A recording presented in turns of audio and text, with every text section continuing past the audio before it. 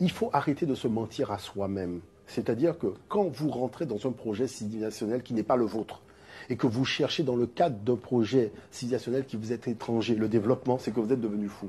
Vaut mieux construire un asile de fous et emmener ces gens-là dans l'asile. Parce que les gens sont de mauvaise foi, vous voyez. Et beaucoup de gens dont on dit qu'ils font partie de l'élite noire et compagnie, sont des gens en fait qui sont des demeurés au niveau de la réflexion intellectuelle. Et je ne le dis pas vraiment méchamment, je le dis tout simplement parce que je veux qu'à un moment, parce que ce sont des frères et des sœurs que nous aimons, et ce sont des frères et des frères que nous disons, vous avez, vous, en vous-même, la capacité d'aider le monde noir à sortir du problème. Mais il faut écouter votre cœur. Le problème, c'est que vous n'écoutez pas suffisamment votre cœur. Écoutez votre cœur. Et vous allez voir, vraiment voir à quel moment vous faites des erreurs dans votre réflexion. Nous devons créer notre propre projet civilisationnel. C'est ce que nous appelons le projet civilisationnel Kamite. Et c'est parce que nous allons créer notre propre projet civilisationnel que nous allons pouvoir nous développer. Mais développer, ça ne veut pas dire copier l'autre. Ça veut dire que nous devons inventer notre propre définition de ce que c'est que le développement. Et c'est là encore, vous voyez, ce sont des exigences. Nous, on a un parcours culturel, un parcours historique particulier.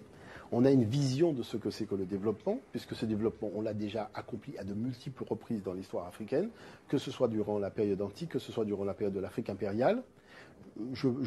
J'expliquais par exemple dans une conférence où on était avec Kalamba Sapo que quand on prend la question de Descartes, le mot de Descartes, je pense donc je suis, et qu'on dit que Descartes a introduit la modernité dans la pensée, je tiens quand même à rappeler que le texte pharaonique, comment l'existant vient à l'existence, c'est un texte qui est même plus puissant que le texte de Descartes et qui remonte à l'Antiquité africaine. Vous voyez, donc cette modernité, là, ça montre bien que l'Afrique tire son origine. Ah oui, depuis l'Antiquité. Donc ça veut dire que quoi?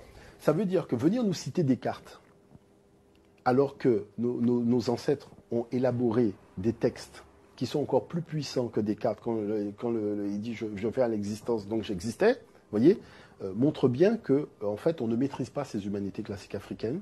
On est dans le projet civilisationnel de l'autre. On s'est complètement oublié. On est complètement perdu. Et on pense que par l'imitation, on va pouvoir se développer. Je pense qu'il faut arrêter de mentir.